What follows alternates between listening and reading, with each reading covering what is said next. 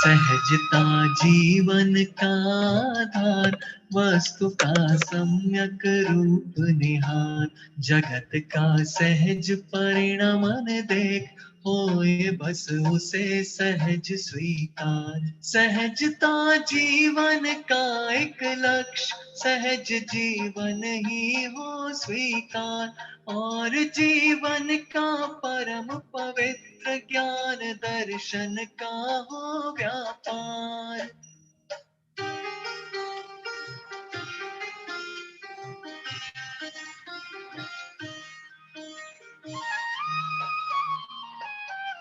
जगत का कोई भी परद्रव्य नहीं होता है इष्ट अनिष्ट, स्वकाल में उदित सहज परिणमन अरे होता है सदा विशिष्ट। अरे वह भी होता है अचल, नहीं होता उसमें कुछ बदल। सभी सम्यक ज्ञानी जन को अरे स्वीकृत होता है सहज।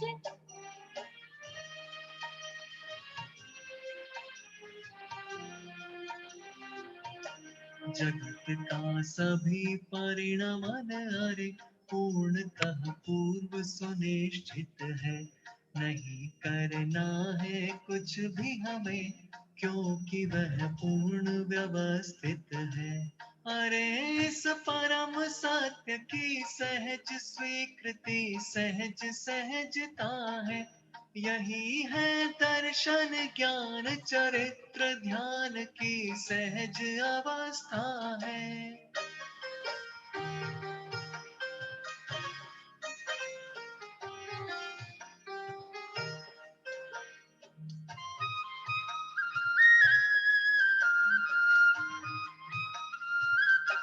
ध्यान की सहज अवस्था है, ज्ञान की गौरव गरिमा है। अरे रे जीवन का आनंद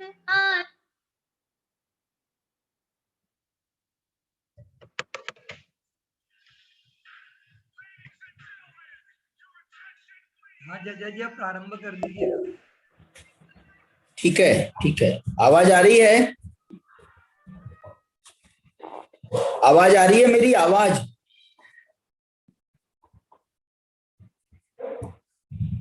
हेलो सुदर्शन जी, आवाज आ रही है? आ रही है, आ रही है। बस ठीक है, ठीक है, ठीक है, ठीक है। नमो अरिहंताणं, नमो सिद्धाणं, नमो आयरीयाणं,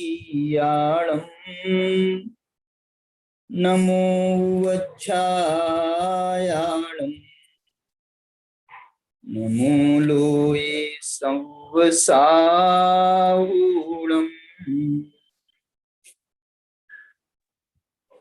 अभिवंदियो शिरसा अपुनभव कारणं महावीरम्। केशिंपयथ भंगम मग्गम मुखस्वोच्छामि। चाचा आवाज नहीं आ रही आपकी, आवाज नहीं आ रही। आवाज वो तो कह रहे हैं अरुण जी आ रही है। आ रही है, आ रही है। अरुण जी बोल रहे हैं आ रही है। आ रही, आ रही। मतलब आपके उसमें देखो कोई प्रॉब्लम ना हो। आ रही है, सब आ रही है। चलिए चलिए, नहीं आ रही आवाज, नहीं आ रही। आपके में प्रॉब्लम होगा सुदर्शन जी, क्योंकि इन लोगों को आ रही है, बाकी जन को देखो फिर से दूसरा फोन लगा के देखो, नहीं तो जैसा भी होगा देखो। सुदर्शन जी चेक करें अपना। चर्चा करो प्रारंभ। हाँ करें। हाँ जी, अभी हम जो है मोक्ष मार्ग प्रकाशक आवाज नहीं आ रही चाचा, आवाज। सुदर्शन जी को कैसे बाकी सबको आ रही है। हमें तो आ रही है भाई साहब, आ रही है, जयपुर तक आ रही है। इधर नागपुर तक भी आ रही है। हेलो, हम उनको फोन करके कह रहे हैं, सुदर्शन जी को फोन करके कह रहे हैं, सुदर्शन जी को फोन करके कह दे रहे हैं। चलिए जी। तो यहाँ पर जो है अपन मोक्षमार्ग प्रकाशक ग्रंथ की पूर्णता की दृष्टि से ये व्याख्यान माला के अंतर्गत पंचास्तिकाय संग्रह के आधार अरुण जी पर भाई साहब, आपको आ रही है आवाज चाचा की? आ रही है, आ रही है। मोक्ष मार्ग की चर्चा कर रहे हैं। मोक्ष मार्ग की चर्चा करने में यहाँ पर जो है 100 दूसरा जो अधिकार है पंचास्तिकाय संग्रह का, उसमें पूरे 9 पदार्थों के साथ में मोक्ष मार्ग को वर्णित किया गया है। इसके अपन ने मोक्ष पदार्थ की चर्चा पर पहुंच गए हैं अपन, माने 9 पदार्थों की चर्चा बिल्कुल अपने अंतिम पाए पर चल रही है। इसमें अपन ने 150 और 151 ये 2 गाथाओं का एक साथ समूह है, जिसमें उन्होंने मोक्ष की चर्चा की है। मोक्ष का लेकिन आचार्य कुंकुन भगवान ने ही यहाँ जो वर्णन किया है, उसमें मोक्ष का के 2 भेद करके भाव मोक्ष और द्रव्य मोक्ष ऐसा कह करके उन्होंने इसका वर्णन प्रारंभ किया है। ये परंपरा हमारे यहाँ रही है, विशेष रूप से मोक्ष के संबंध में, मोक्ष के संबंध में कहो अथवा परमात्मा अवस्था के संबंध में। परमात्मा अवस्था जो है वो दोनों प्रकार से मानी गई है, सकल परमात्मा और निकल परमात्मा। तो ये सकल परमात्मा की अवस्था जो है उसे आचार्य यहाँ भाव मोक्ष कह रहे हैं, और निकल परमात्मा की जो अवस्था है उसे आचार्य द्रव्य मोक्ष ऐसा कह रहे हैं। इसलिए यहाँ पर जो है दोनों तरीके से यहाँ हम उसकी चर्चा करेंगे, भाव मोक्ष की और द्रव्य मोक्ष की। भाव मोक्ष की माने इसमें एक विशेष बात हमने कल कही थी आपसे कि द्रव्य और द्रव्य भाव का जो है ये एक प्रकार से कारण कार्य संबंध बन गया यहाँ पर, कि भाव मोक्ष को कारण और द्रव्य मोक्ष को कार्य, ऐसा कारण कार्य संबंध बन गया। जबकि अन्यत्र द्रव्य अवस्थाएं जो हैं, जैसे हम द्रव्य लिंग भाव लिंग में बात करते हैं, तो ये जो है ना, इसमें द्रव्य लिंग को ग्रहण करना पहले अनिवार्य होता है, उसके बाद में भाव लिंग होता है। इसलिए जो है इन सब बातों का यहाँ पर विचार करने की जरूरत है कि यहाँ पर आचार्य भगवान ने क्यों ऐसा ये भेद किया गया है। द्रव्य मोक्ष भाव मोक्ष को मोक्ष में भी घटा सकते थे कि वहां पर जो उनकी कर्मों से रहित अवस्था हुई है उसका नाम द्रव्य मोक्ष है, कर्मों से रहित अवस्था होना वो द्रव्य मोक्ष है, और अपने भावों में जो परम शुद्धता परम परम परम परम परम शुद्धता की प्राप्ति हुई है उसका नाम भाव मोक्ष है, ऐसा घटित कर सकते थे। लेकिन आचार्य भगवान ने यहाँ पर ये भाव मोक्ष में 13वें गुण स्थान की अवस्था, 13वां 14वां गुण स्थान दोनों ले सकते हैं, और द्रव्य मोक्ष में उन्होंने जो अंतिम 8 कर्मों से रहित अवस्था है, माने 4 कर्मों से रहित अवस्था वो भाव मोक्ष कह रहे हैं, और 8 कर्मों से रहित अवस्था उसका नाम द्रव्य मोक्ष है। इसके लिए मैं आपको ये और बताना चाहता हूं कि मोक्ष को जो है आचार्यों ने अनेक प्रकार से विभाजित किया है, अनेक प्रकार से मोक्ष को भी विभाजित किया है। जैसे इसको तो हम साक्षात मोक्ष कह सकते हैं, 8 कर्मों से रहित होने को। केवल ज्ञान के साथ में जो मोक्ष की अवस्था मानी गई है उसे हम जीवन मोक्ष कह सकते हैं, और कहा गया है उसको जीवन मुक्त कहा गया है। ऐसे ही 12वें गुणस्थान की जो अवस्था है उसे हम कषाय मुक्त कह सकते हैं, 12वें गुणस्थान की अवस्था को कषाय मुक्त कह सकते हैं। इसी प्रकार से हमको जो है, अब हम और आगे बढ़ेंगे तो जैसे 6ठे 7वें गुणस्थान में मुनिराज हैं, तो उन्होंने अविरति का पूर्ण त्याग कर दिया है, इस कारण से हम उनको उनका अविरति मोक्ष कह सकते हैं। और कहा भी गया है, आचार्यों ने अनेक प्रकार से इसको विभाजित किया है। ऐसे ही 4थे गुणस्थान की जो अवस्था है जिसको अपन अविरत सम्यक तो कहते हैं, यद्यपि वहां पर अविरत से मुक्ति नहीं मिली है, अविरत से नहीं हुई है, प्रमाद से नहीं हुई है, कषाय से नहीं हुई है, योग से नहीं हुई है, अभी तो बहुत सारी बात है। एक 14वें गुण स्थान को भी हम अलग से विभाजित करना चाहें तो वो योग मुक्त अवस्था मानी जाएगी, क्योंकि योग का अभाव है वहां, योग मुक्त अवस्था उसको कह सकते हैं। और वो संपूर्ण मुक्त अवस्था जो है वो जो है 8 कर्मों का अभाव होकर के वो कहलाएगी। मैं यहाँ पर एक आपको 5वां मोक्ष जो मैंने आपको बताया, 5वां ले लो, कह लो, छठा कह लो, वो जो है ये सम्यक्त्व अवस्था है, इसको भी मोक्ष कहा गया है, क्योंकि यहाँ पर मिथ्यात्व से मुक्ति मिल गई है, मिथ्यात्व से मुक्ति मिल गई है। मिथ्यात्व जो संसार का एक सबसे बड़ा कारण था, मिथ्यात्व संसार का सबसे बड़ा कारण था, उस कारण से उससे मुक्ति मिलने को भी एक वो जो है उसको दृष्टि मोक्ष शब्द का प्रयोग किया जाता है, दृष्टि मोक्ष। अभी हम शाम को समय सार की चर्चा करते हैं, उस समय सार की परिचर्चा में भी यहाँ पर जो है कौन सी गाथा चल रही थी, 128 29 गाथा चल रही है। उसमें उन्होंने ज्ञानी के ज्ञानमय भाव होते हैं, अज्ञानी के अज्ञानमय भाव होते हैं। तो एक जगह पर आचार्य ने ये भी लिखा है वहां पर टीका में कि ज्ञानी के ज्ञानमय भाव माने मोक्ष पर्याय होती है, ऐसा लिख दिया। ज्ञानी के ज्ञानमय भाव माने मोक्ष पर्याय होती है। तो वहां जो मोक्ष पर्याय कहा गया है तो हम उसको फिर हमको ज्ञानी में भी विभाजन रेखा खींचनी पड़ेगी। यहाँ हम कौन से गुण स्थान वाला ज्ञानी मान रहे?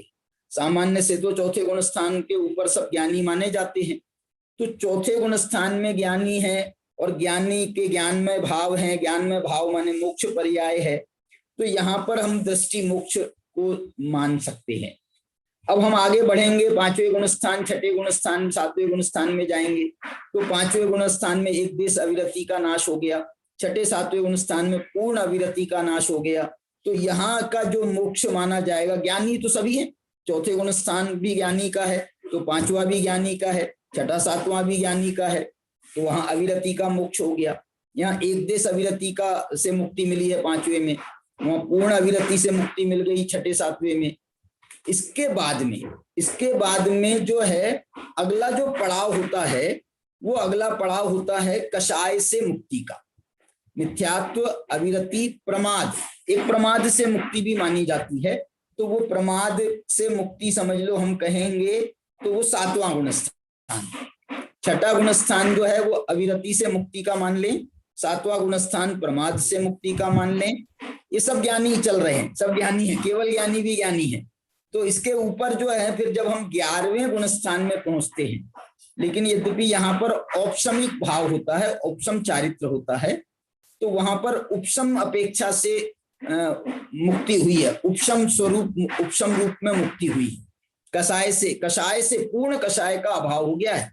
11वें गुण स्थान यद्यपि गिरने का गुण स्थान है, लेकिन उस 11वें गुण स्थान को यदि हम एवं भूत नय से देखें, माने डायरेक्ट हम सिर्फ 11वां गुण स्थान देखें, उसके बाद की अवस्था ना देखें गिरने वाली, तो हम उस 11वें गुण स्थान को देखेंगे तो वो 11वां गुण स्थान और 12वें गुण स्थान में कोई अंतर नहीं है भावों की अपेक्षा।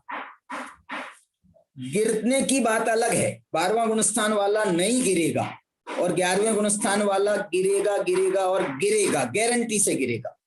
लेकिन 11वां गुण स्थान भी यथाख्यात चारित्र का और 12वां गुण स्थान भी यथाख्यात चारित्र का। तो ये जो है कषाय से मुक्ति हो गई। उतनी देर के लिए भले ही अंतर्मूर्त जो है लघु अंतर्मूर्त है या कितने 4 उसमें भव, लघु क्षुद्र भव माने, 2 क्षुद्र भव माने 11वें गुण स्थान में 2 क्षुद्र भव, और 12वें गुण स्थान में 4 क्षुद्र भव माने।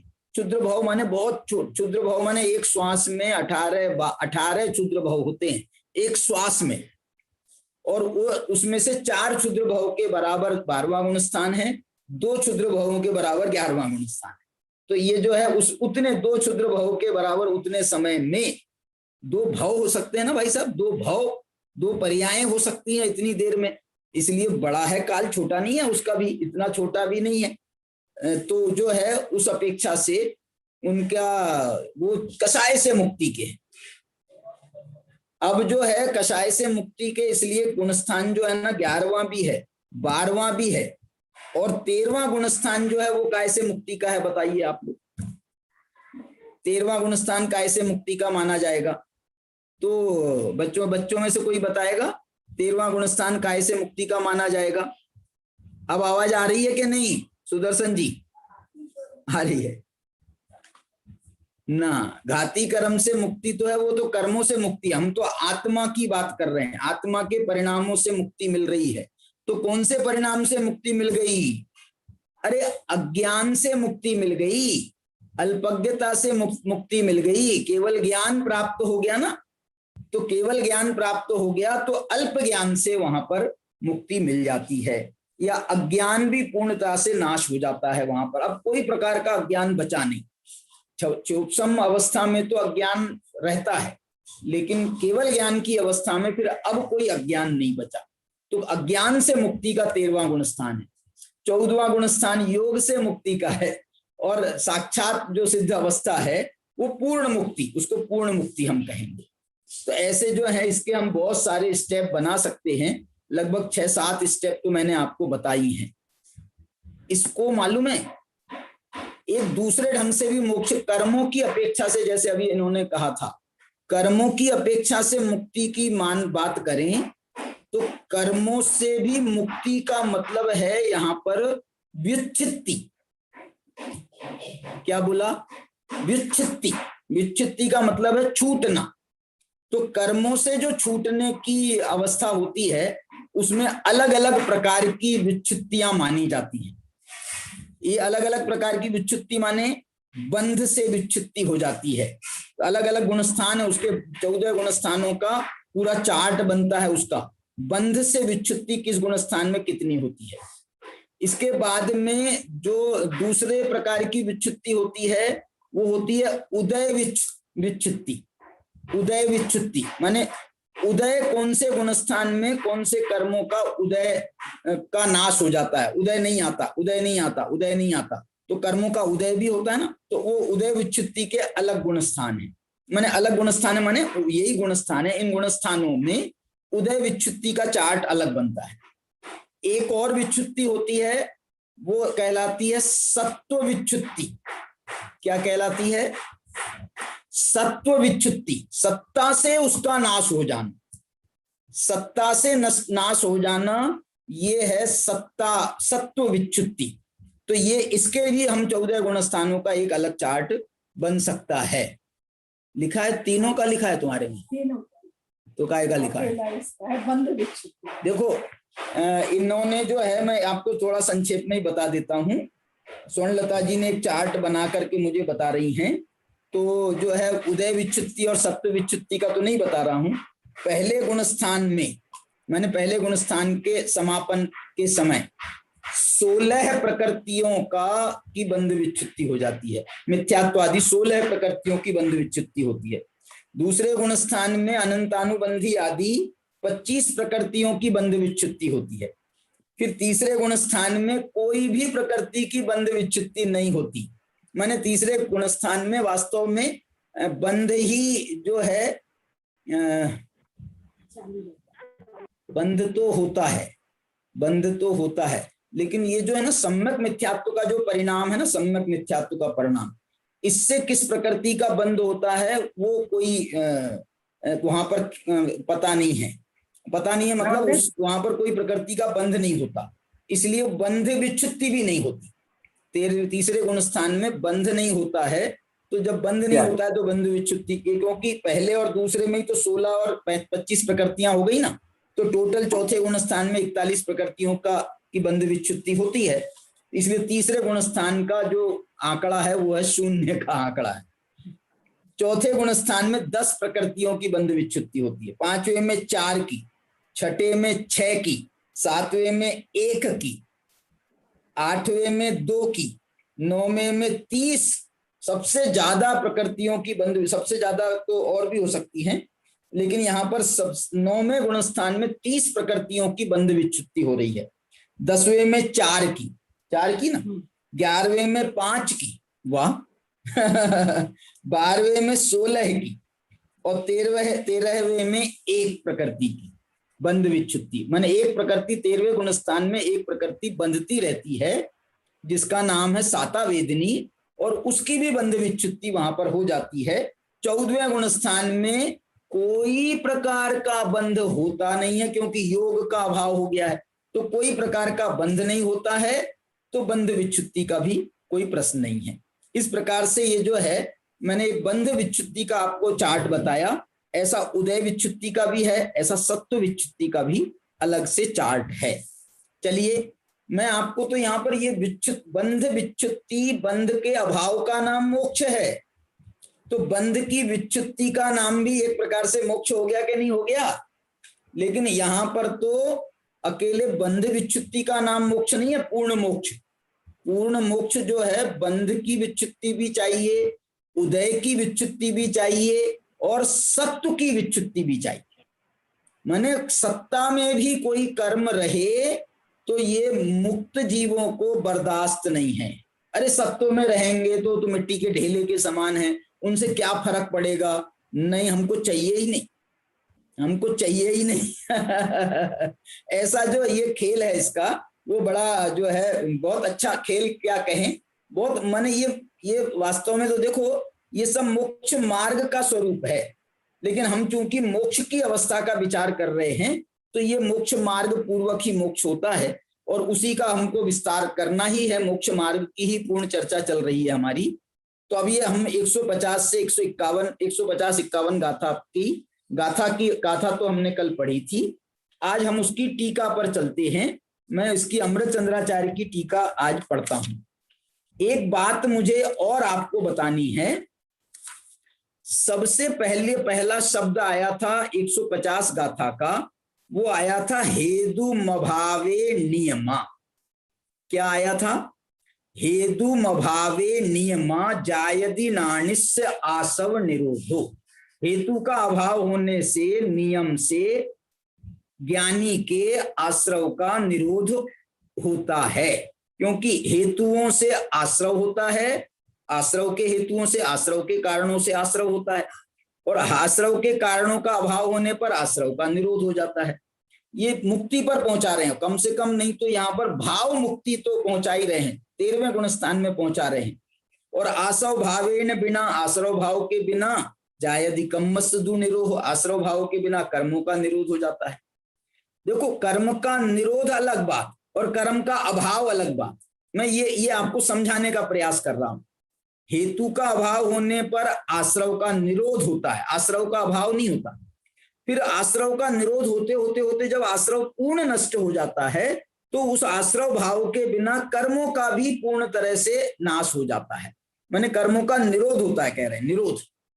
फिर कर्मों का अभाव होने पर निरोध अलग स्टेप है और अभाव अलग स्टेप है। मैं ये 2 स्टेप आपको बताना चाहता हूं। कल मैंने आपको बताया था योग निरोध का और योग के अभाव का। योग निरोध का 13वें गुण स्थान का अंत समय है और योग के अभाव का 14वां गुण स्थान है, तो दोनों का समय अलग अलग हो गया। तो इस दृष्टि से यहां पर देखें हम, कर्म का अभाव होने पर कर्म का निरोध तो हो रहा, ये वास्तव में कर्म का निरोध कहां हो रहा है मालूम? आश्रव भाव का अभाव तो हो गया 10वें गुण स्थान में, मोहिनी कर्म का।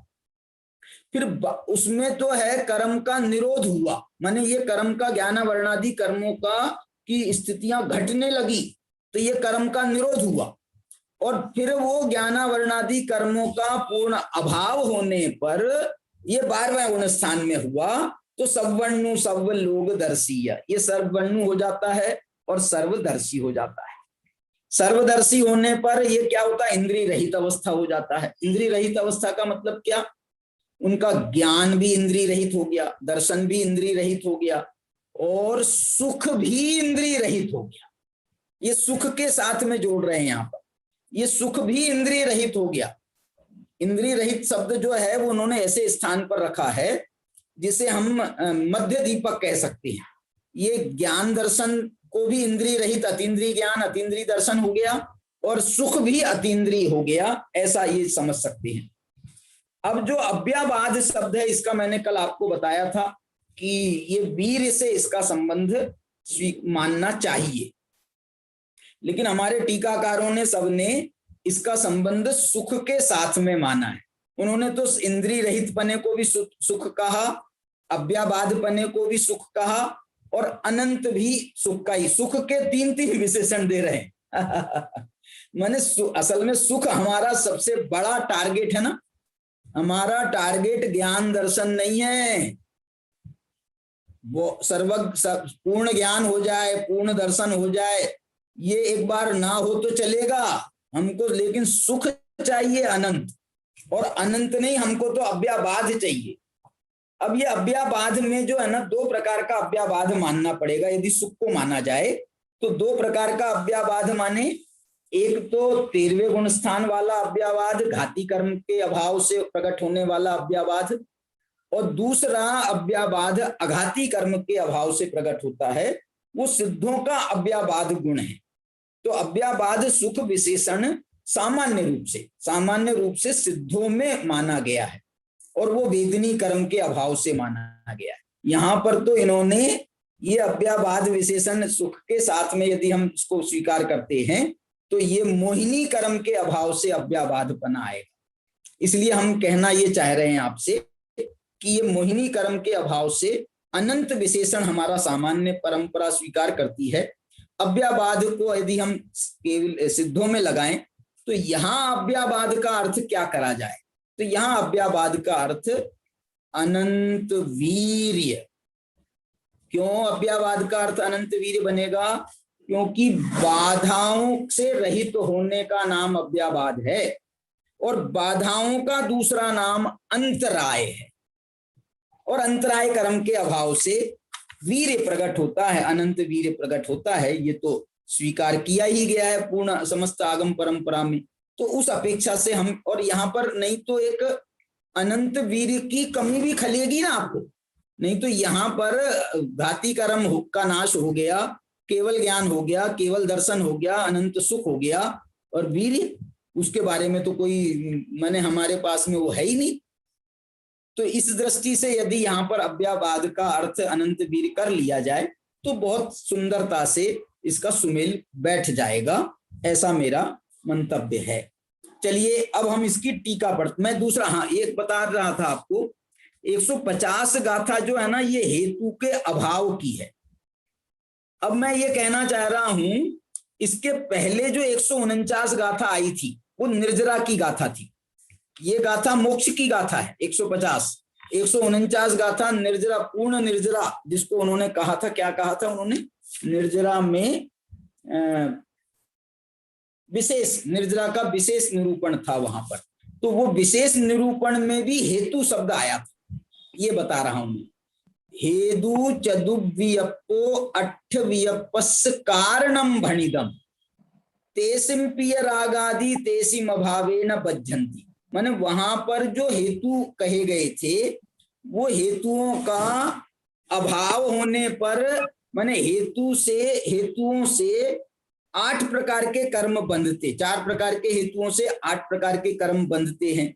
तो ये जो है ना 8 प्रकार के कर्म जो बंधते हैं, और उन्हें जब हम रोकते हैं, आश्रव के निरोध के माध्यम से रोकते हैं, तो इसको निरोध कहा जाएगा, इसको निरोध कहा जाएगा। और ये माने हेतुओं का निरोध, मिथ्यात्वादि का निरोध कहा जाएगा। और उसके बाद में हेतुम अभावे नियमा, उन हेतुओं का भी पूर्ण अभाव हो जाने पर फिर आश्रव का निरोध होता है। आश्रव का निरोध होकर के आश्रव का अभाव होता है। आश्रव का अभाव होने पर कर्मों का निरोध होता है। कर्मों का निरोध होने पर कर्मों का अभाव होता है। कर्मों का अभाव होने पर सर्वज्ञता होती है, सर्वदर्शीपना होता है, अनंत ज्ञान होता है, अनंत दर्शन होता है, अनंत वीर होता है, अनंत सुख होता है। ये बात यहाँ पर कही गई। इसलिए ये इसको मैं निर्जरा में हेतुओं का निरोध है और मोक्ष में हेतुओं का अभाव से उसकी सिद्धि होती है। ये बात को थोड़ा सा इशारा करना था। वहां भी हेतु का शब्द था और यहाँ भी हेतु का शब्द आया। इस दृष्टि से इसकी हमने चर्चा करी। अब मैं आपके सामने टीका पढ़ रहा हूं। ये टीका देखिए, बड़ी प्यारी टीका है। आचार्य भगवान को मालूम है आचार्य भगवान को मोक्ष का वर्णन कर रहे हैं, मोक्ष का वर्णन कर रहे हैं, लेकिन मैं देख रहा हूं सारे 4 गाथाएं लिखी मोक्ष के वर्णन में, इसमें भी वो मोक्ष के कारणों का अभाव होने से मोक्ष होता है, मोक्ष के कारणों का अभाव होने से मोक्ष का होता है, मोक्ष के कारणों का अभाव होने पर कह नहीं रहा हूं, मोक्ष के कारणों की पूर्णता होने पर। और कारणों का अभाव भी कहा जाए तो गलत नहीं है, मालूम आप, क्योंकि कारणों का अभाव होकर के ही कार्य उत्पन्न होता है। कारणाभावे कार्य सत्ता, ऐसा स्लोगन है।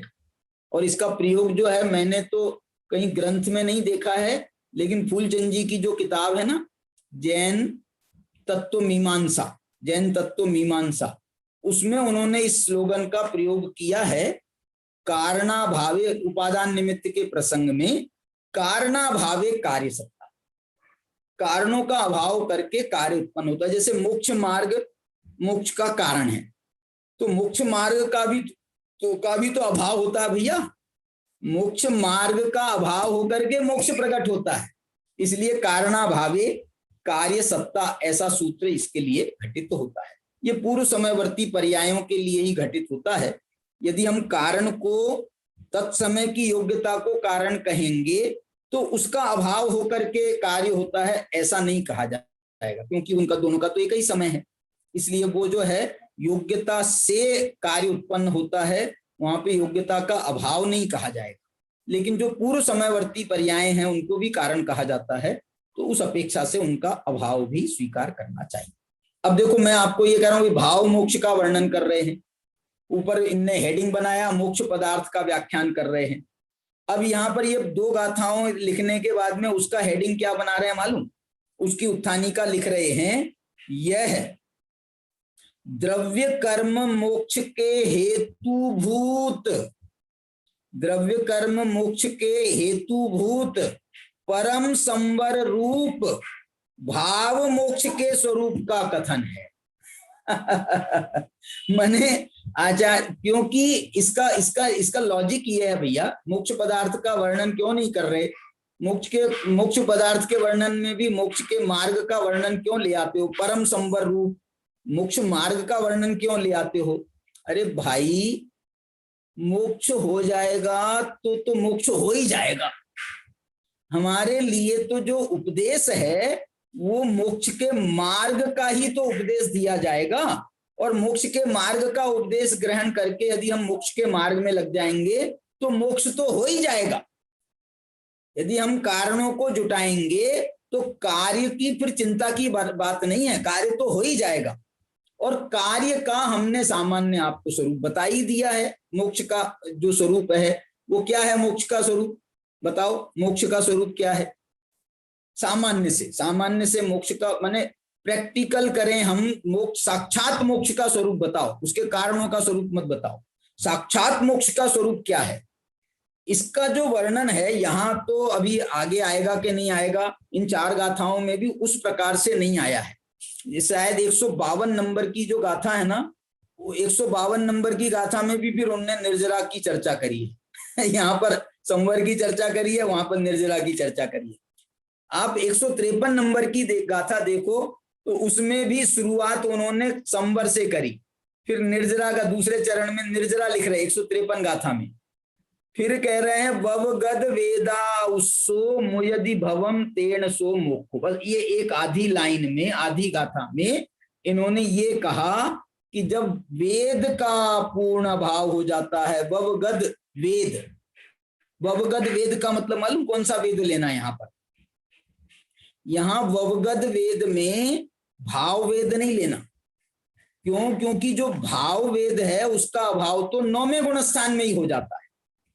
ये जो है ना ववगद वेद माने द्रव्य वेद, जो शरीर है वो शरीर का नाम है, शरीर में जो पुरुष लिंग है, पुरुष वेद है, उस पुरुष वेद का, और आयुष्य, आयुष्य माने आयु का, शरीर का और आयु का नाश होकर के मुयदि भवम, भव का नाश हो जाता है, तेन सो मोक्षो।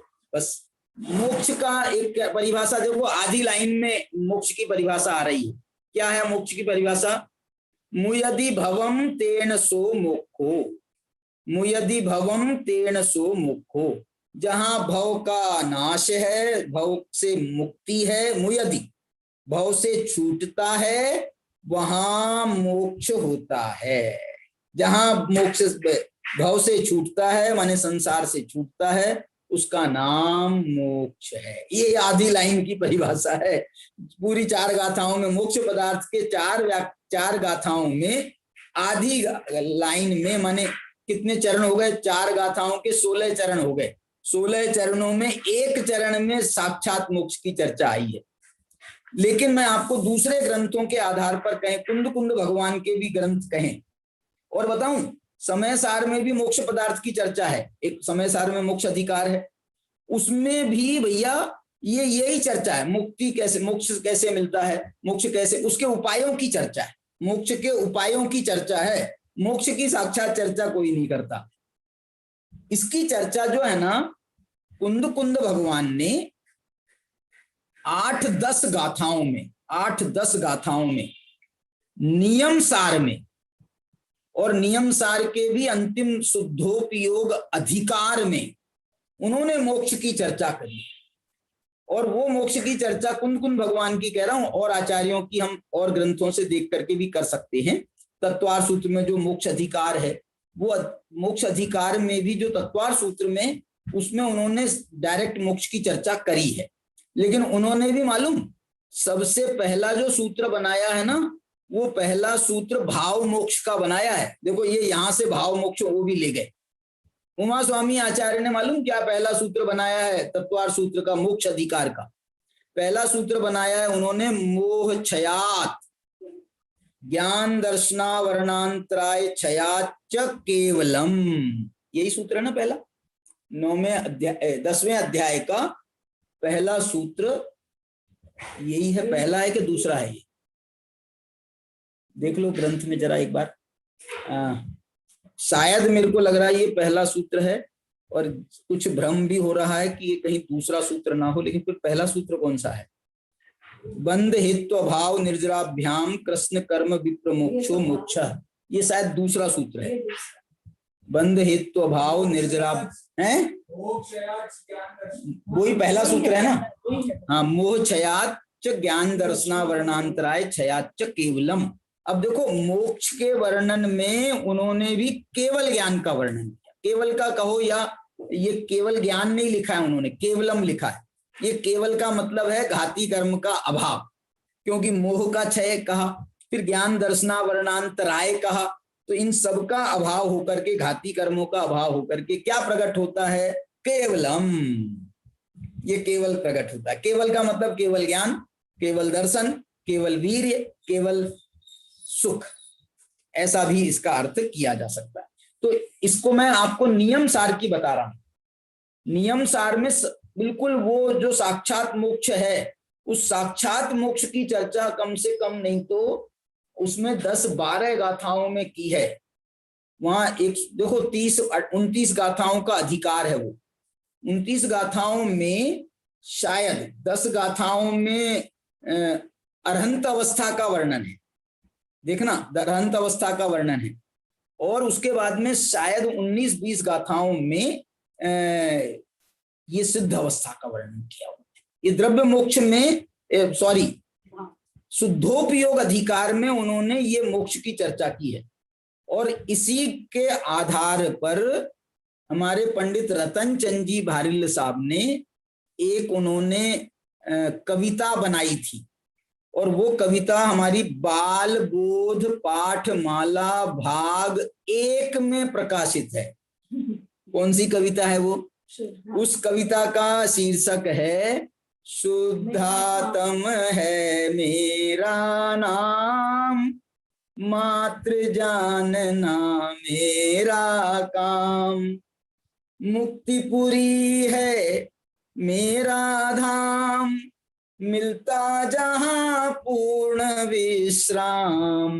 मैं आपको ये बताना चाह रहा हूं, ये समझ लो इतिहास की बात है कि जो ये कविता है ना, मैं ज्ञानानंद स्वभावी हूं, ये कविता तो लिखी है डॉक्टर हुकुमचंद जी भारेल ने। और ये जो शुद्धात्म है मेरा नाम, ये कविता लिखी है रतनचंद जी भारेल ने। और शायद, मैं तो कंफर्म नहीं हूं, लेकिन जहां तक तो पक्का है, सम्यक दर्शन प्राप्त करेंगे, ये जो कविता भी छपी है बालबोध पाठमालाओं में, सम्यक दर्शन प्राप्त करेंगे, सप्त भयों से नहीं डरेंगे, ये कविता भी पंडित रतनचंद जी भारेल की है।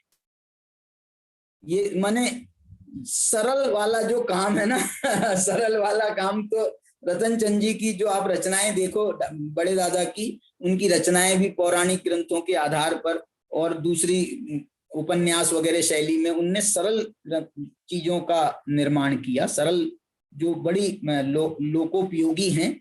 और जो थोड़ा गंभीर प्रकृति की रचनाएं हैं, वो तात्विक प्रकृति की जो रचनाएं हैं, उनका निर्माण डॉक्टर हुकुमचंद जी भारेल ने किया। ये दोनों की एक व्यक्तित्व का भी एक अंतर हम देख सकते हैं।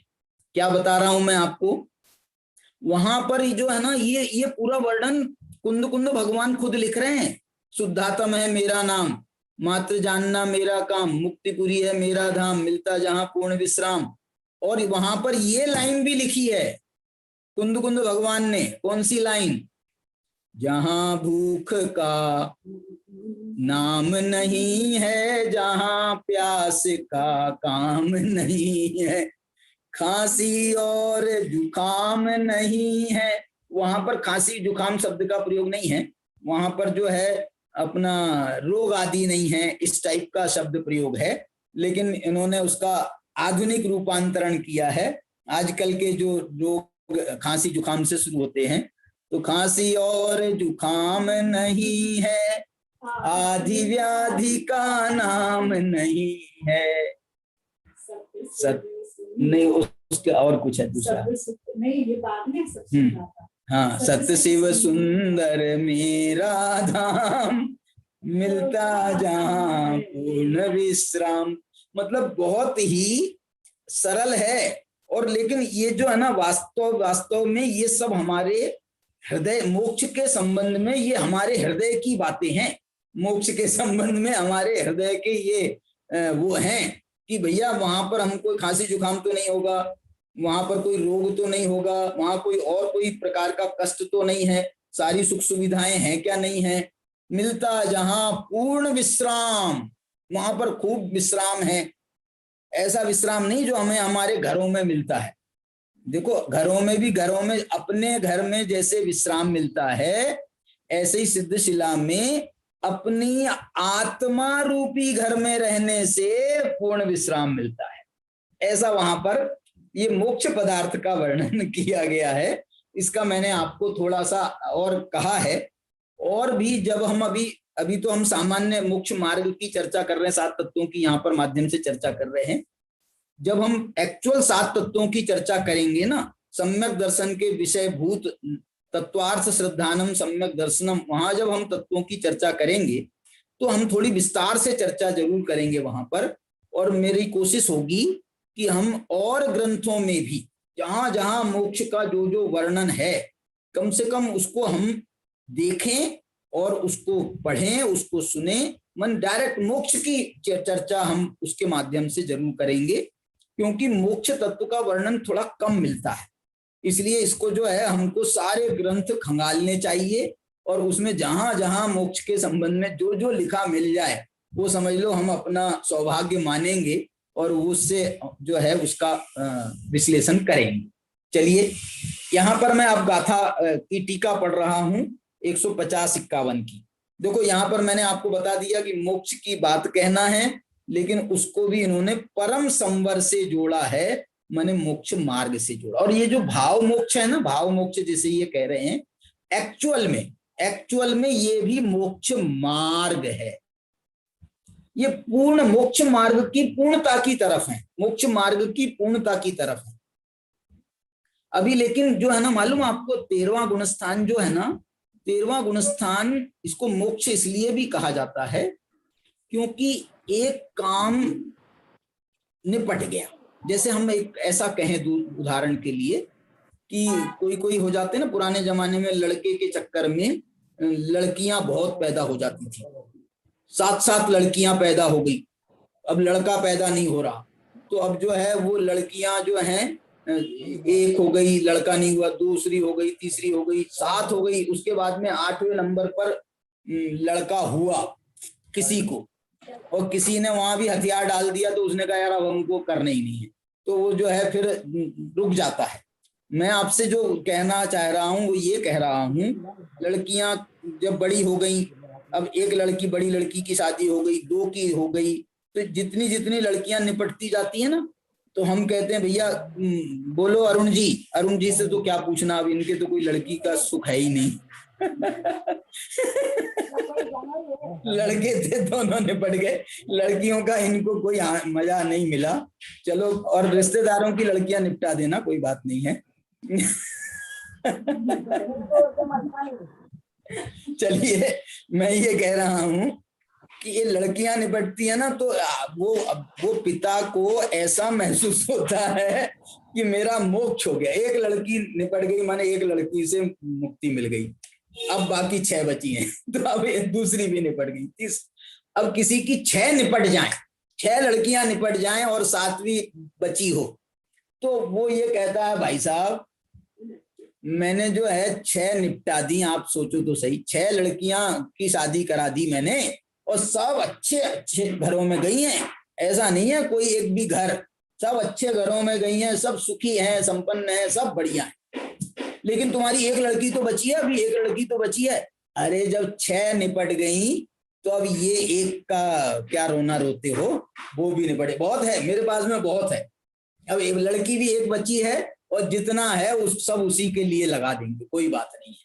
तो ऐसा मेरा ये कहना है कि ये जो केवल ज्ञान होता है ना, केवल ज्ञान, तो ये केवल ज्ञानी भगवान मालूम है निश्चिंत होकर के, ये केवल ज्ञान हो जाने के बाद में इनको मोक्ष क्यों कहा गया है मालूम आपको?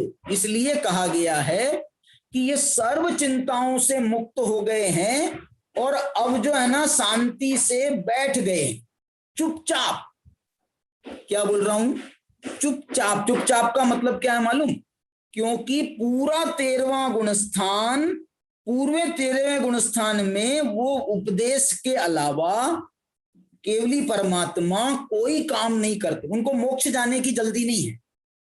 मोक्ष जाने का जो अंतिम प्रयास होता है वो 13वें गुणस्थान के अंत में होता है। 13वें गुणस्थान के अंत में वो ध्यान करते हैं, एक सूक्ष्म क्रिया प्रतिपाती नाम का, उस शुक्ल ध्यान के बल पर उनका 14वां गुणस्थान होता है, योग का अभाव होता है। फिर उसमें और प्रयत्न करते हैं और उसमें चौथा शुक्ल ध्यान करते हैं, और उससे मोक्ष की प्राप्ति होती है। 13वां गुणस्थान जो है पूरा, अब समझ लो आप, मैं ऐसा कहना चाहता हूं कि 1000 बरस कम 1 लाख पूर्व की आयु बची थी आदिनाथ भगवान की। वो आदिनाथ भगवान ने 1000 बरस के बाद में उनको केवल ज्ञान हो गया, दीक्षा के 1000 बरस के बाद में। अब बाकी बचा उनका 1000 बरस कम पूरा 1 लाख पूर्व की अवस्था। 1 लाख पूर्व माने एक पूर्व में मैंने आपको बताया करोड़ों करोड़ों वर्ष होते हैं, एक पूर्व में करोड़ों करोड़ों वर्ष होते हैं। और कितने वर्ष बचे हैं? 1 लाख पूर्व बचा है, 1 लाख पूर्व बचा है। तो कितना समय बाकी था? तो उनने जो है ना, आदिनाथ भगवान ने कुछ नहीं किया, कोई प्रयत्न नहीं किया मोक्ष जाने का। और वो जो है वो इतने समय तक के पूरे भारतवर्ष में भ्रमण करते रहे, मुक्ति का मार्ग पूरे जीवों को बताते रहे, मुक्ति का मार्ग बताते रहे, आराम से रहे, आराम से। ये 13वें गुणस्थान की अवस्था है, इसलिए ये भी मोक्ष है। मोक्ष है ये, मोक्ष क्यों? क्योंकि कोई उनने सारे प्रयत्न करना छोड़ दी। सारे प्रयत्न करके तो केवल ज्ञान हुआ है। मोक्षयाच्च ज्ञान दर्शना वर्णांतराय क्षयाच्च केवलम, ये केवल ज्ञान हुआ, इसलिए इसको मोक्ष कहा गया। और ये मोक्ष में इतने समय तक रहने के बाद में, अब जैसे महावीर भगवान थे ना, महावीर भगवान को 42 साल की उम्र में केवल ज्ञान हो गया। 72 साल की उम्र में, माने जो उनका आयु का अंत का समय था, उसके 3 दिन पहले उन्होंने योग का निरोध किया। ये योग का निरोध किया माने योग के अभाव का प्रयत्न किया, फिर योग का अभाव किया, उससे फिर मुक्ति का प्रयत्न किया, फिर मोक्ष की प्राप्ति हो गई 3 दिन में। 30 साल तो उन्होंने कोई प्रयत्न नहीं किया। क्या किया? बोले भैया वो तीर्थंकर प्रकृति बांधी थी ना, तो वो तीर्थंकर प्रकृति को के उदय को भोग रहे थे। क्या तीर्थंकर प्रकृति का उदय है? तीर्थंकर प्रकृति के उदय में तीर्थंकर बने ही इस भावना से थे कि सारे जगत के कल्याण की भावना से, तो अब सारे जगत का कल्याण करते रहे। उसके पहले उनको संसार से मुक्ति नहीं मिलने वाली थी, उनको ये करना जरूर, क्योंकि उन्होंने ऐसा बंध किया था। तीर्थंकर प्रकृति बांधी थी, तो अब वो तीर्थंकर प्रकृति बांधी है, तो अब तीर्थंकर के काम बंध गई ना, तो अब करो तीर्थंकर के जो काम है वो सब आपको करने हैं। आप उसके पहले जल्दी जाने की कहोगे तो नहीं जा सकते। ये महावीर भगवान को सबसे कम समय मिला है माने सबसे कम सजा मिली कहो, 30 साल। लेकिन आदिनाथ भगवान की सोचो, 1 लाख पूर्व इतने समय तक के उनको ये संसार में उनने केवल ज्ञान हो जाने के बाद में भ्रमण किया। ये एक विचारणीय बात है। चलिए अब यहाँ पर जो है वो मैं बताना चाह रहा हूं आपको 150-51 गाथा की टीका। देखो इस परम संवर रूप है ये भाव मोक्ष, इसको कहा गया। आश्रव का हेतु वास्तव में जीव का मोह राग द्वेष रूप भाव है। आश्रव का हेतु, देखो ये सारी आप विचार करोगे ना तो आपको वो तत्वार्थ सूत्र का भाव ख्याल में आएगा। सूत्र का भाव कौन सा भाव है? उनका पहला शब्द है केवल के लिए मोह क्षयात। इस पहले शब्द की व्याख्या आपको यहां भी दिखाई दे रही है, यहां भी उसकी झलक दिख रही है। क्या है? आश्रव का हेतु वास्तव में जीव का मोह राग द्वेष रूप भाव है। ये मोह में ये मोह राग द्वेष सब गर्भित है। तो मोह क्षयात उन्होंने कहा, तो उसमें ये राग द्वेष भी सब गर्भित है। ज्ञानी को उसका अभाव होता है। अब ये जो है वहां तो मोह माने दर्शन मोहिनी और चारित्र मोहिनी दोनों का नाश होता है। यहाँ भी ज्ञानी को उसका अभाव होता है। में यहाँ पर हम दर्शन मोहिनी और चारित्र मोहिनी दोनों को ले सकते हैं, क्योंकि यहाँ पर हमको केवल ज्ञान की सिद्धि करना है। इसलिए यहाँ भी ज्ञानी को माने जो पहले से ज्ञानी हो गया, जिसने दर्शन मोह का अभाव किया है ना, वो ज्ञानी कहलाने के योग्य हो जाता है। दर्शन मोह का जिसने नाश किया वो ज्ञानी कहलाने लगता है। फिर उसमें चारित्र मोहिनी का जितना जितना नाश करता जाता है उतना उतना उसकी वृद्धि होती जाती है। और ये वृद्धि होते होते होते होते होते जब पूर्ण केवल ज्ञान प्रकट हो जाता है तो वो ज्ञानी पूर्ण ज्ञानी कहलाता है। ये इसके बीच की सारी स्टेप है। ज्ञानी चौथे गुणस्थानवर्ती ज्ञानी से ये 13वें गुणस्थानवर्ती जो ज्ञानी हैं ये पूर्ण ज्ञानी हैं। उसके पहले ये सब अल्प ज्ञानी हैं, लेकिन ये उत्तरोत्तर वृद्धिंगत होते जा रहे हैं। ज्ञान भी इनका बढ़ता है, ज्ञान बढ़ता है, ज्ञान में विशुद्धि बढ़ती है, ज्ञान में विशुद्धि बढ़ती है। देखिए फिर उसका अभाव होने से ज्ञानी को उसका अभाव होता है। किसका? मोह राग द्वेष भाव का। उसका अभाव होने से आश्रव भाव का अभाव होता है। आश्रव भाव का अभाव होने से कर्म का अभाव होता है। कर्म का अभाव होने से सर्वज्ञता, सर्वदर्शिता, अव्याबाध, इंद्रिय व्यापारातीत अनंत सुख होता है। ठीक है, अब वो जो व्याख्या करनी थी मेरे को वो सब मैं पहले कर चुका हूं आपको। सो यह जीवन मुक्ति नाम का भाव मोक्ष है। ये लिखा है आपके इसमें, यह जीवन मुक्ति नाम का भाव मोक्ष है। जीवन मुक्ति का नीचे अर्थ दिया है टिप्पणी में, जीवित रहते हुए मुक्ति। जीवन मुक्त है ना, अनंत भगवान अभी जीवित है क्या? मोक्ष चले गए? बोले नहीं नहीं, मोक्ष नहीं गए हैं, लेकिन उनको यहीं पर मोक्ष हो गया है। जीवन मुक्ति माने जीवित रहते हुए मुक्ति। दूसरा शब्द में कहें तो देह रहते हुए भी जो मुक्ति हो जाती है उसको ये भाव मोक्ष की संज्ञा है या जीवन मुक्ति की संज्ञा है। यह जीवन मुक्ति नाम का भाव मोक्ष है। किस प्रकार ये भाव मोक्ष कैसे हुआ, ऐसा प्रश्न किया जाए तो निम्नानुसार स्पष्टीकरण है। यहाँ जो भाव विवक्षित है वह कर्मावृत्त चैतन्य की क्रमानुसार प्रवर्तती ज्ञप्ति क्रिया रूप है। देखो ये जो भाव शब्द है, ये भाव शब्द किस बात का सूचन दे रहा है, कौन सा भाव शब्द है, ये आश्रव भाव, ये ऊपर आया था ना जो हेदुम अभावे नियमा जाए आश्रव भावेन बिना, तो ये भाव शब्द का जो अर्थ बता रहे हैं कि कर्मावृत्त माने जो कर्म से ढके हुए जीव हैं, चैतन्य की क्रमानुसार प्रवर्तती गति क्रिया है, जिनको ज्ञान जो है उनका क्रम से प्रवर्त हो रहा है। अक्रम ज्ञान तो केवल ज्ञानी का हो जाता है, लेकिन ये उसके पहले की बात है।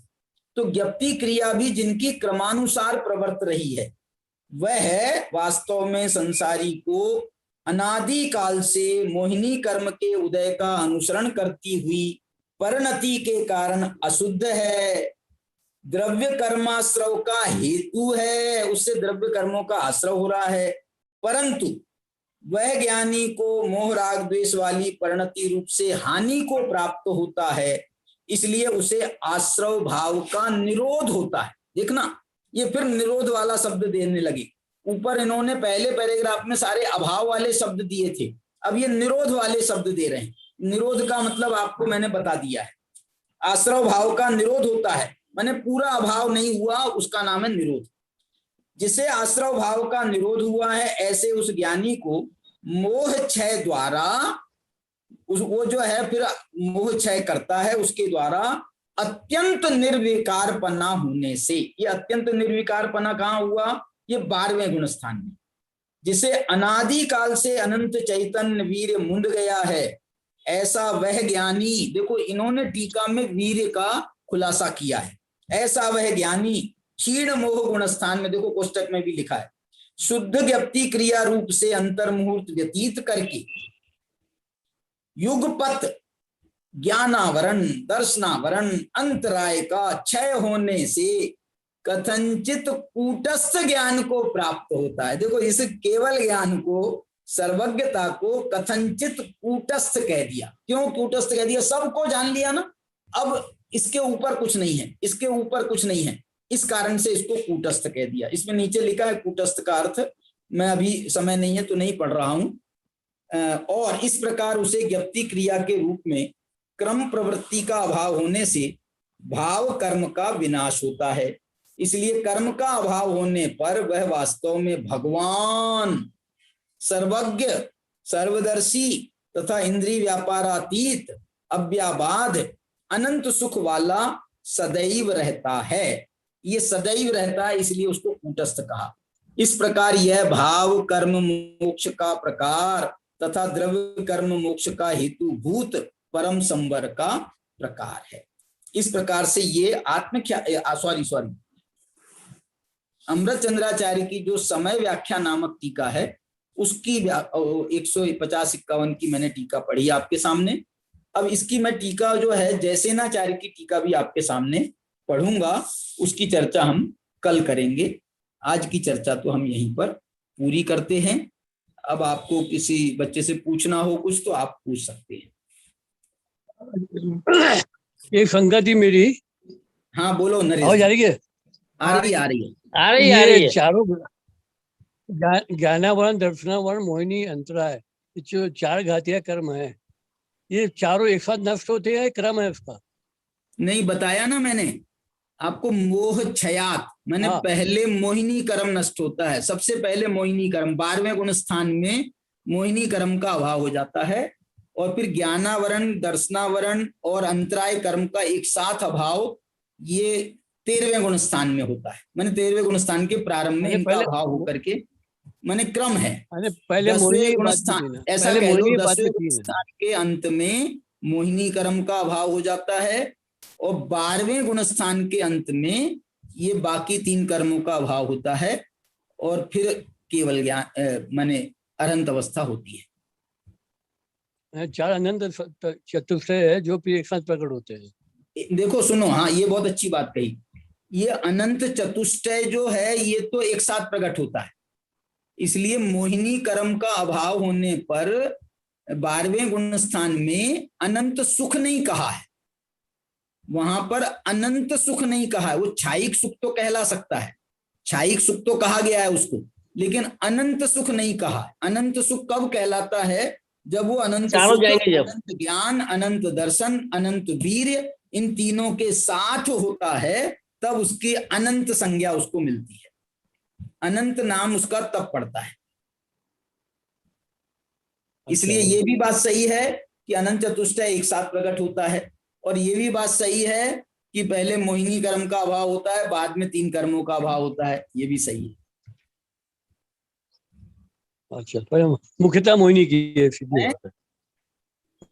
मोहिनी कर्म की मुख्यता है, मतलब मेन हाँ, रंग है इससे, मोहिनी से मोहिनी कर्म की असल में मोहिनी कर्म ही सारे कर्मों को बांधने वाला है।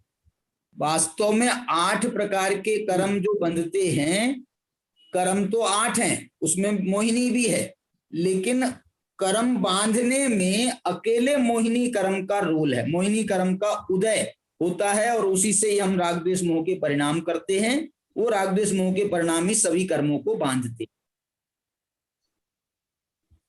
और गुणों में अनंत वीर्य सब में काम करता हैं? हाँ? गुणों में अनंत वीर्य काम करता है सबके लिए। काय में? गुणों में अनंत वीर्य, गुणों में अनंत वीर्य, मोह में तो मोहिनी कर्म का रोल है, अनंत वीर्य नहीं मोहिनी में नहीं, तो गुणों में घातिया कर्म अलग है ना, घातिया कर्मों में मोहिनी कर्म अलग है, और वीर्य जो है वो वीर्य के लिए अंतराय कर्म है। अनंत वीर्य जो प्रकट होता है वो अंतराय कर्म के अभाव से प्रकट होता है। ये बात सही है कि सारे कर्मों का नाश करने के लिए हमको ये जो 3 गुण है ना, ज्ञानावरण, दर्शनावरण और वीर्य अंतराय, इनका अभाव होकर के या इनका एक देश अभाव होकर के ये हमको वीर्य जो है ना वो हमको बल देता है, वीर्य हमको बल देता है, ज्ञान हमको बल देता है, दर्शन हमको बल देता है, जिससे हम मोहिनी के नाश में प्रवृत्त होते हैं। लेकिन ये जो ज्ञान, दर्शन और वीर्य की जो कमी है, ये कमी कब नष्ट होती है? जब मोहिनी नष्ट हो जाता है। मोहिनी कर्म का नाश वीर्य से हुआ और वीर्य की बाधाओं का नाश मोहिनी के अभाव से हुआ। ऐसा क्रम, ऐसा एक दूसरे को मदद है, एक दूसरे को ये मदद है। मोहिनी कर्म में वीर्य थोड़ी होता है, वीर्य जो प्रकट हुआ वो अंतराय से हुआ, वीर्य अंतराय कर्म के अभाव से होगा और वो 12वें के अंत में होगा। हाँ बरोबर, अंतराय वीर्य के जी। और मोक्ष, चलो ठीक है, मोक्ष मार्ग अलग है, मोक्ष अलग है। हाँ, अभी तो ये अरंत अवस्था मोक्ष मार्ग की है एक्चुअल में, लेकिन इसको भी मोक्ष कहा गया, इसको भाव मोक्ष की संज्ञा दी गई है, इसलिए वो एक विचारणीय है, बहुत जोरदार। मैंने मोक्ष मार्ग होकर के भी उसको मोक्ष कह दिया। इसी कारण से तो ये सम्यक दर्शन से ही मोक्ष का भी प्रारंभ हो जाता है। मोक्ष का मतलब क्या है कि जिस कर्म से हमको पूर्ण मुक्ति मिल गई उससे हम मोक्ष कह देंगे। जिस कर्म से पूर्ण मुक्ति मिल गई हमको, उस कर्म का मोक्ष हो गया। 8 कर्मों का मोक्ष तो वहां हुआ 14वें गुण स्थान के अंत में, लेकिन जितने जितने कर्मों का नाश होता जाता है, इसलिए 4थे गुण स्थान से कर्मों के मोक्ष की परंपरा, माने छायिक भाव जिसको अपन कहते हैं, छायिक भाव वास्तव में मोक्ष का भाव है, और वो छायिक भाव यहाँ पर 4थे गुण स्थान में भी प्रकट हो जाता है। इस अपेक्षा से भी कह सकते हैं नए कर्म की उत्पत्ति नहीं होना, नए कर्म की उत्पत्ति नहीं होना, नहीं, नए कर्म की उत्पत्ति का नाम मोक्ष नहीं है। मोक्ष जो है नए कर्म की उत्पत्ति का भी निरोध होता है, उदय का भी निरोध होता है, और सत्व का भी निरोध होता है। छायिक सम्यक तो तब कहलाता है जब आत्मा में उसकी सत्ता भी नहीं रहती है। नया बांधेंगे तो नया नहीं बंधेगा, लेकिन पूर्वबद्ध पड़ा रह सकता है ना, लेकिन पूर्वबद्ध का भी जब तक नाश नहीं होगा तब तक छायिक सम्यक तो नहीं कहलाता। छायिक सम्यक के लिए उदय का भी अभाव चाहिए, सत्व का भी अभाव चाहिए, बंध का अभाव तो चाहिए ही चाहिए। छेढ़ाला में जी मैं डॉक्टर विमल जैन बोल रहा था। छेड़ाला में 11वां जो है छंद है, यो चिंत निज में थिर भय तिन अकथ जो आनंद लयो, सो इंद्र नाग नरेंद्र को अहमेंद्र नाही कहो, तब ही शुक्ल ध्यानाग्नि कर चौघात वित गानंद हो, तब लक्ष्यों से केवल ज्ञान का। ये भाव मोक्ष के लिए है। बहुत सुंदर, बहुत सुंदर। जय जिनेंद्र, आपका बहुत ही सुंदर सार। आप सही कह रहे हो। आचार्य जो है ना, उस भाव को बताने के साथ में उस भाव के जो पूर्ववर्ती कारण हैं उनका भी व्याख्यान करते हैं। नहीं तो वो भाव मिलेगा कैसे? जब तक हम उन कारणों को नहीं जुटाएंगे तो वो कार्य कैसे उत्पन्न होगा। ये सही बात आपने कहा। बहुत अच्छा, बहुत सुंदर, बहुत सुंदर डॉक्टर साहब, बहुत आनंद आया। आपने जो है इतनी अच्छी व्याख्या की तत्वार्थ सूत्र के माध्यम से, और बाकी इतना सुंदर व्याख्यान चल रहा है, तो लगता है हम लोग जो बिल्कुल अज्ञानी है, तो हमें तो बहुत ज्ञान प्राप्त। अरे क्या बात है, आपको तो पूरा छेड़ाला रटा हुआ है। नहीं सर, आनंद जी, आनंद आया मतलब अज्ञानी नहीं हो। नहीं नहीं, ठीक है, ठीक है। आप आनंद आया उसको अज्ञानी। शिवपुरी। और डॉक्टर साहब को बोलो ना, शाम को 8:30 बजे से भी सुनेंगे वो। हाँ, संयम भैया की क्लास। जरूर जरूर। वो उनको अभी शाम को ये उसमें भी बैठते हैं भाई साहब, समय सार चर्चा में भी। आपसे भी निवेदन है, समय सार परिचर्चा में बैठा करो। जरूर जरूर जरूर। हमारे सुरेश तो आ जाता है कभी कभी। हाँ, सुरेश डायमंड चालू हो जाते। हाँ, चलो चलिए, जय जिनेंद्र करते हैं और स्तुति करेंगे बच्चे। जिनवाणी। हाँ, राज्य भिंड। चरणों में आ पड़ा हूँ, हे द्वादशांग वाणी, मस्तक झुका रहा हूँ, हे द्वादशांग वाणी। मैं त्यात्व को नसाया, निज तत्व को प्रकाशा, आपा पराया भाषा, हो भानु के समा। चरणों में आ पड़ा हूँ, हे द्वादशांग वाणी। छठे द्रव्य को बताया, स्याद्वाद को जताया, छठे द्रव्य को बताया, स्याद्वाद को जताया। भवफंद से छुड़ाया, सच्ची जिनेंद्र वाणी। चरणों में आ पड़ा हूँ, हे द्वादशांग वाणी। हे जिनवाणी भारती, तो जपो जिन रैन, जो तेरी शरणा करे सो पावे सुख चैन। जावाणी के ज्ञान पैन, सूझे लोकालोक, तो वाणी में सत्य नमो सदा देत हूँ लोक। 9 बार नमो का नाम पढ़िए।